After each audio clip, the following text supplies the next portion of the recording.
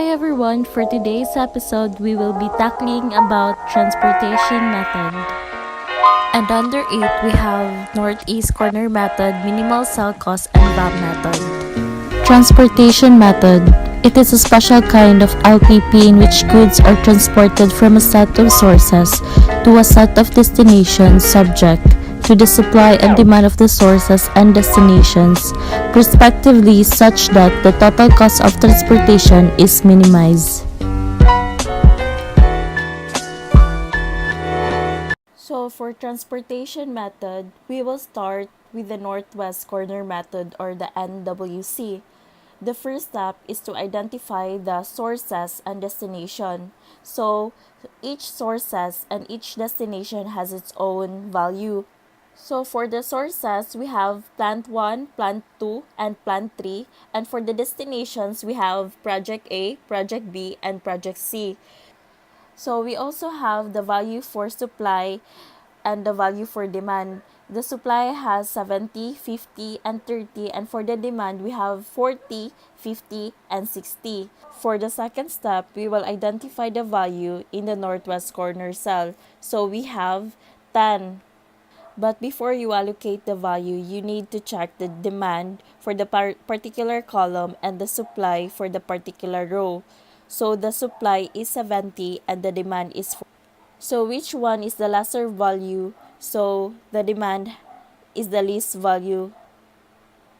So we will put 40 here and cancel 40 and it will become to 0, and 70 subtract by 40 it will become to 30. So this column we got 0, so we will cancel the entire column. So let's do the same process.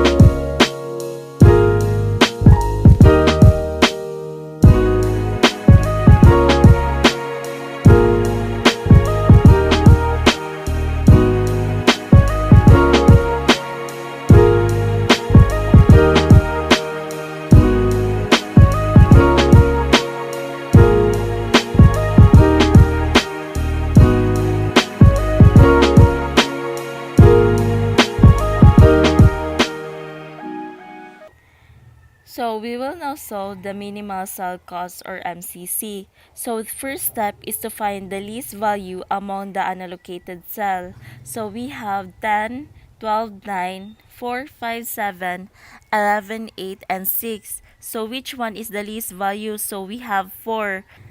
So this is our least value. As you can see, 4 is between the supply 70 and demand 50. So which one is the least value? We have 50, so we will put 50.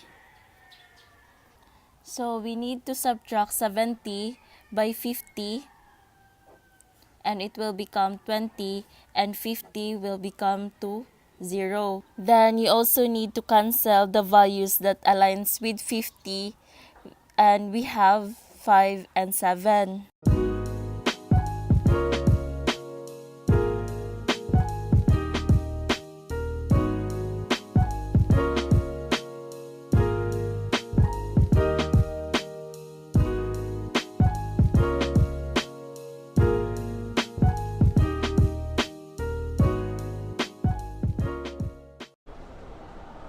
Using the VAB method, we will solve for the row difference and the column difference. For the row difference, we will subtract the two least methods. So the first one is we have 4, and then the second is we have 10. So we will need to subtract it. So we have 6.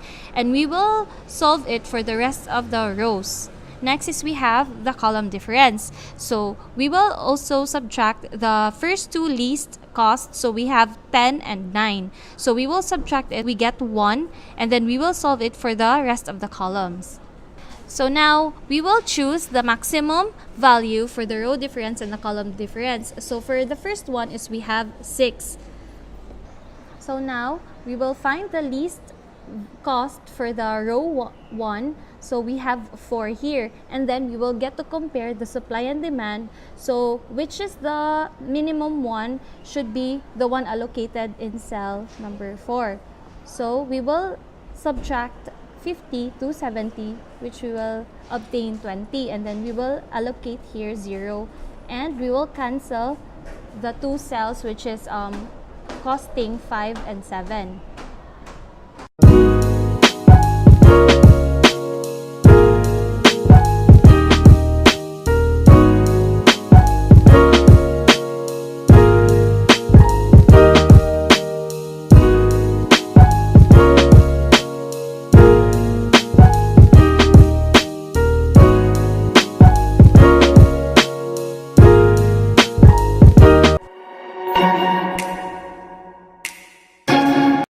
So in assignment method, first step we're going to do is to identify first the biggest number in the table. So our biggest number in our table is 5.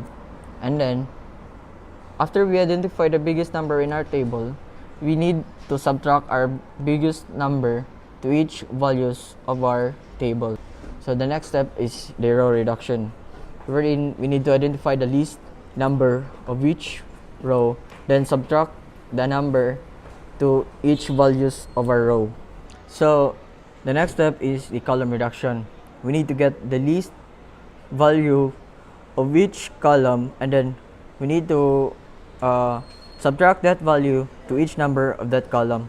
So the final step for the assignment method is the optimality test, wherein we cover the row or column with lines until the number of rows and columns is equal to each other.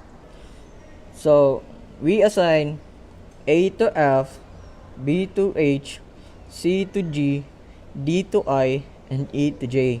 Wherein A to F is equals to 5, and then B to H is equals to 4, and C to G is equals to 5, and then D to I is equals to 4, and E to J is equals to 4.